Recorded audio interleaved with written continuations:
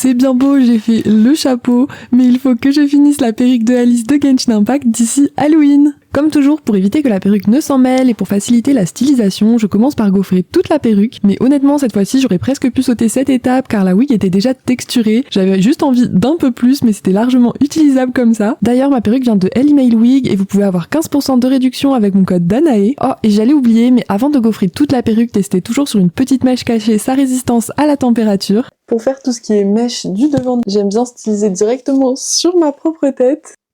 Pour bien placer la perruque sur ma tête, je me repère avec ces petites languettes qui doivent arriver au niveau de mes tempes. Et j'ai bien sûr une image de référence. Et je commence du coup toujours par répartir les mèches à l'aide de pince.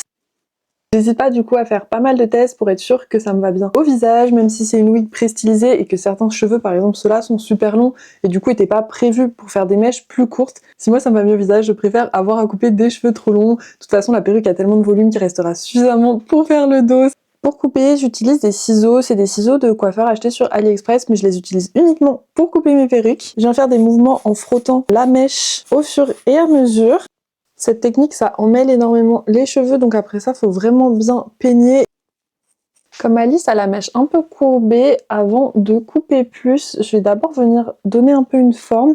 Du coup, je pense que c'est encore légèrement long, mais pas tant que ça, donc je vais éviter de trop couper. Pour ça, ce que je fais, au lieu de faire ma technique de tout à l'heure, je viens prendre mes ciseaux verticalement et couper comme ça. Et ça va venir garder le côté effilé, mais tout en raccourcissant au fur et à mesure pour m'aider à avoir la forme que je veux sur la frange. Je vais mettre notamment 2 stylos, mais ça peut être n'importe quel objet cylindrique. Je procède de la même façon pour le reste de la perruque, je sépare avec des pinces, je coupe, je laque et je sèche en tenant en place. Et je vous dis à très vite pour le reste de la stylisation. Donc n'oubliez pas de vous abonner.